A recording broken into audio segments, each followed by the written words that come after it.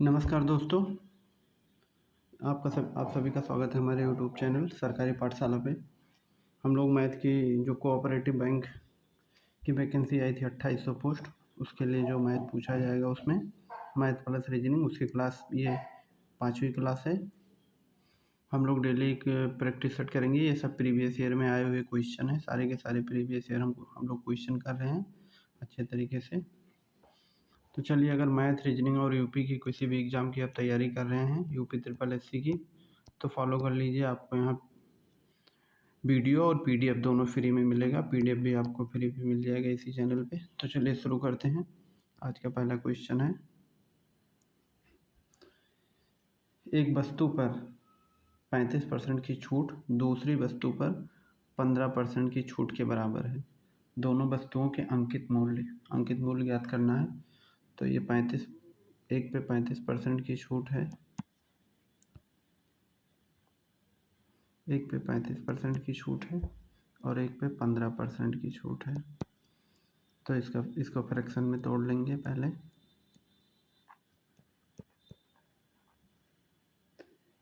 इसको 5 से काट देंगे। 5 सत्ते 35 और 20 पंचे 100। तो इसका मान आ जाएगा 7, इसका मान 20। अगर इसकी मान x कर लेते हैं, एक वस्तु की, और दूसरे वस्तु की y कर लेते हैं, तो ये हो जाएगा 7x/20। और इसका 15%, इसको भी 5 से काट लेंगे तो 5 तियाँ 15 और ये 20 पंचे 100।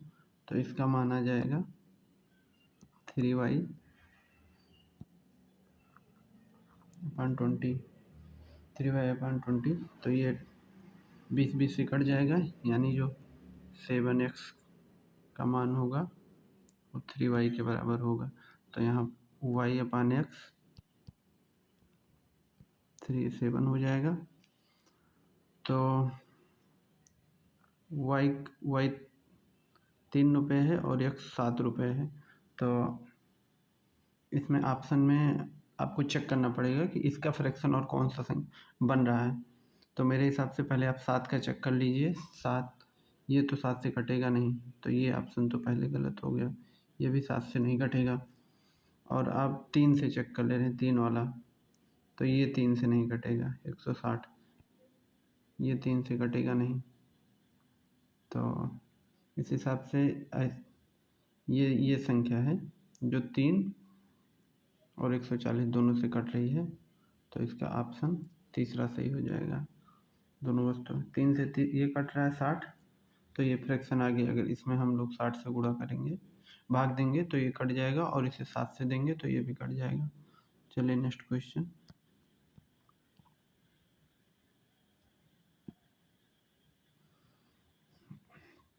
इसमें पूछा गया है RST किसी कार्य को 20, 15 और 10। तो पहले ऐसे लिख लेंगे, RST, R 20 दिन में, यस 15 दिन में और T 10 दिन में कर रहा है। उसके बाद कह रहे हैं कि तो पहले इन लोगों का टोटल वर्क निकालें। टोटल वर्क कितना होगा, इन लोगों का एलसीएम जो होगा वो 60 हो जाएगा। 60 है जो इसका एलसीएम हो गया।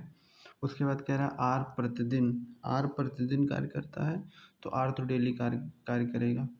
और यस और टी एकांतर कार्य करते हैं, मतलब आर के साथ एक दिन यस करता है और आर के साथ एक दिन टी करता है। तो पहले अगर यस करता और टी पहले दिन काम प्रारंभ करता है, यानी टी आर के साथ टी प्रारंभ करता है, तो आर प्लस टी एक दिन में कितना काम कर लेंगे। तो आर कितना काम करेगा, पहले इनका एक दिन का काम निकाल लेंगे। पहले आर का एक दिन में कितना करेगा, तो 20 या 60, ये एक दिन में 3 करेगा, ये एक दिन में 4 करेगा, 15 चौका 60, और एक दिन में 6 काम करेगा। तो आर और टी, यानी आर और टी दोनों मिलकर 6 और 3 9। तो आर और टी ये 3 कर रहा है और ये 6 कर रहा है, तो ये लोग एक दिन में 9 कर देंगे।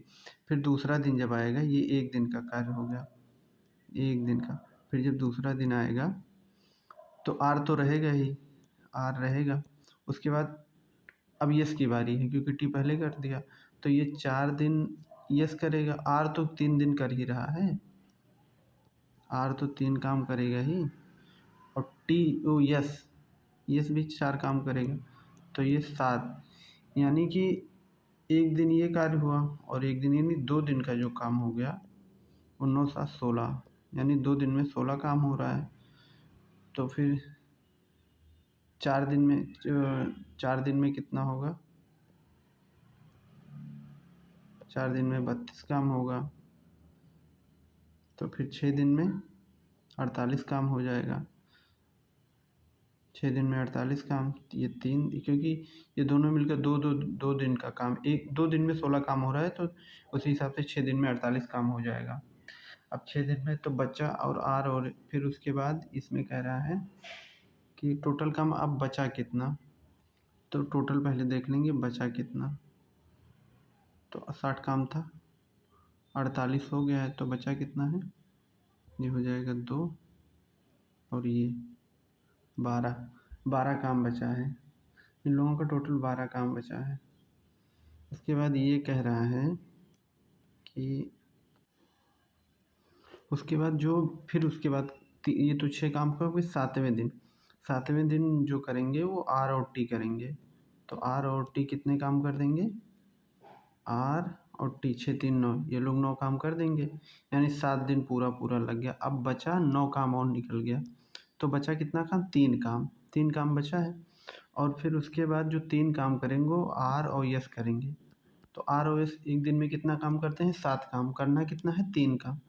तो 3/7, यानी 3/7 दिन ये हो गया प्लस 7 दिन, तो टोटल ये हो जाएगा 7 7 49 और 3 52, यानी 52/7 दिन हो गया।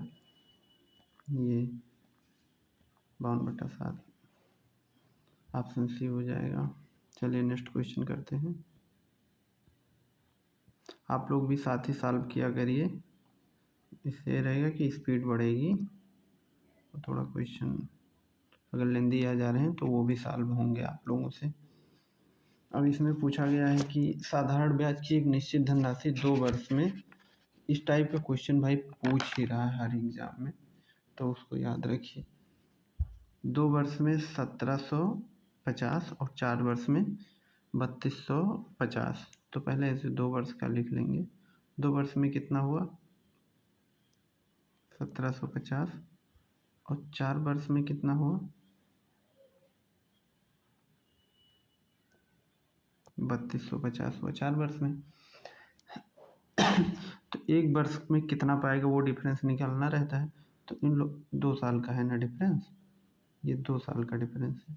और इधर कितना हुआ? इन लोगों का डिफरेंस, ये हो जाएगा 0, ये हो जाएगा 0, हो जाएगा 5 1 1500, यानी 2 वर्ष में वो 1500 ब्याज पा रहा है।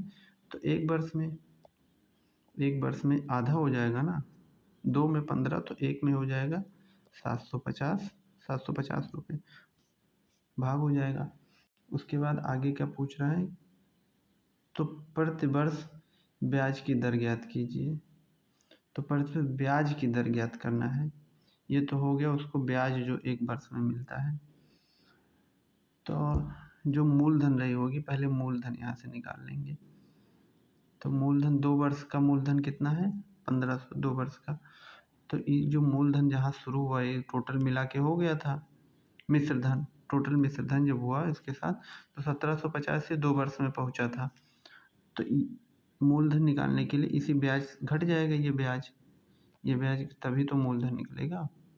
तो हो जाएगा 5, यानी 250 रुपये, यानी वो 750 रुपये ब्याज पाता है 250 रुपये मूलधन पे।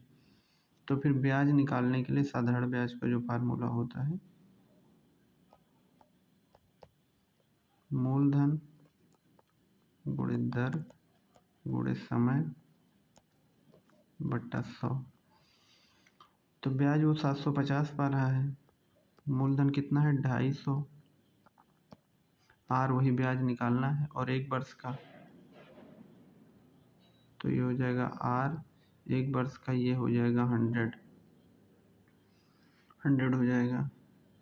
ये 1 0 इससे कट जाएगा और ये हो जाएगा, ये इससे कटेगा तो ये हो जाएगा 2.5, यानी जब 2.5 हो जाएगा तो आ जाएगा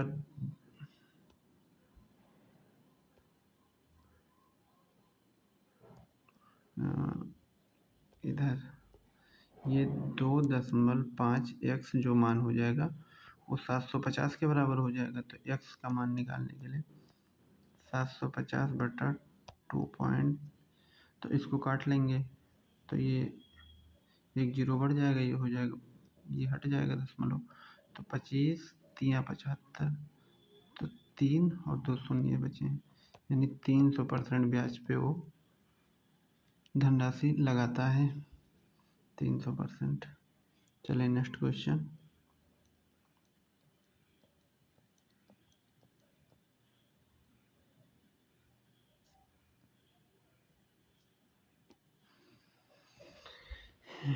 दो पाइप ए और बी एक टंकी को क्रमशः 6 मिनट और 8 मिनट में भर सकते हैं। यदि ए कार्य शुरू करता है, उन्हें एक एक मिनट के एकांतर रूप से चालू किया गया तो टंकी भरने में कितना समय लगेगा। वही स्टेप बाय स्टेप करके जो होता है।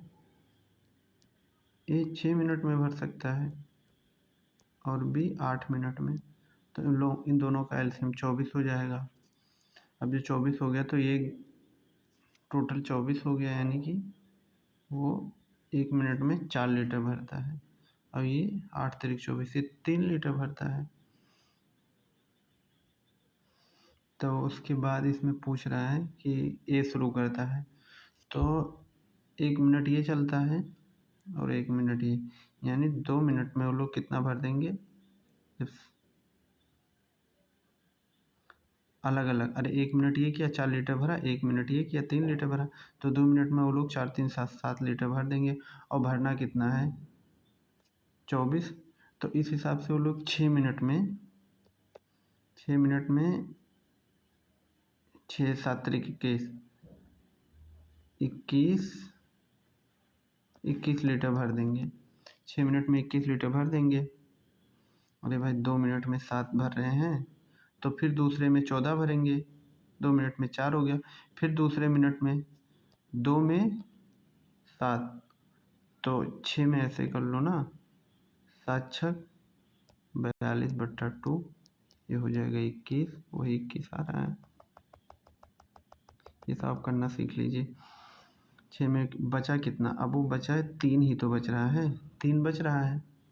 और उसे कौन करेगा उसके बाद ये काम फिर 3 दिन बाद रिपीट हो रहा है, तो ए पे पहुँचेगा, यानी कि ये जो करेगा उसकी जो कार्य क्षमता है 4 है, तो वही काम 3/4 दिन में कर देगा, 3/4 दिन में कर देगा। और टोटल काम दिन इधर कितना लग चुका है 6 लग चुका है, तो 6 सही 6 और 3 सही 4/, ये इतना मिनट उसे लगेगा। ऑप्शन बी इसका सही हो गया। आप लोग समझ गए होंगे, चलो मैं एक बार और फिर से समझा दे रहा हूँ। पहले तो टोटल काम निकल गया, इन दोनों का एलसीएम 24 हो गया। अब ये 4 काम कर रहा है, ये 3 काम कर रहा है, यानी 2 मिनट में 7 काम कर रहे हैं, तो 6 मिनट में 21 कर देंगे, बचेगा 3।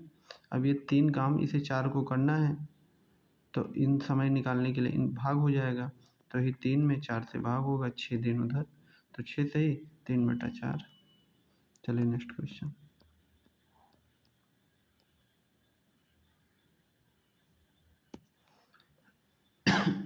राधा अपनी आय का X% बचाती है, यदि उसकी आय में 28% की वृद्धि होती है और व्यय में 20% की वृद्धि होती है, तो उसकी बचत में 40% की वृद्धि होती है, तो x का मान ज्ञात कीजिए। इसे देखो 2 तरीके से लगा सकते हैं, एक तो फ्रैक्शन से लगा लेंगे, जल्दी आ जाएगा, एक तो रेगुलर विधि से लगाएंगे।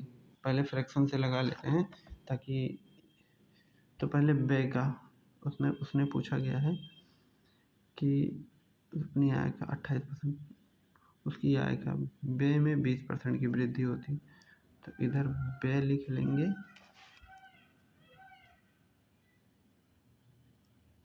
व्यय में वृद्धि जो हुई है, और फिर इधर जो इसे, तो वृद्धि हुई तो उसकी बचत 40% में वृद्धि होती है, तो उसकी बचत में 40% की वृद्धि होती है। तो जो बचत रहेगा, बचत इधर लिख लें, तो इधर 20 हो गया, इधर 40, और ये दोनों उसकी आय जो है वो दोनों आय से ही तो निकल रहा है, तो ये 28। उसके बाद रेशियो निकाल ले रहे हैं, इधर हो जाएगा 12, 40 में से 28 घटेगा 12, और इसमें से ये हो जाएगा 8, इन्हें काट ले रहे हैं 4 से, 4 तियाँ 12, 4 दूना 8, यानी 3:2, 3:2 हो रहा है। तो उसने पूछा क्या है कि x का मान, x आय, यानी उसकी टोटल ये हो गई उसकी व्यय और ये बचत, तो उसकी जो आय होगी वो 3 2 5, 3 + 2 5 हो गई, 5 हो गई, 5 हो गई। तो इसमें पूछा क्या है, तो x का मान ज्ञात कीजिए, x का मान ज्ञात कीजिए, अपनी आय का x% बचाती है, तो बचत कितना हो, बचत 2 हो रहा है ना, 2 कितने परसेंट है, ये x% पूछा है, तो ये 2 बचा रही है 100, कितने में से, 5 में से, तो ये हो जाएगा 20, 20 दूना 40, 40%। बचत का 40% वो बचा रही हुई अपनी आय का, यानी टोटल आय उसकी इतने हुई, अपनी आय का x% बचाती हुई, x निकालना था। चलिए नेक्स्ट क्वेश्चन।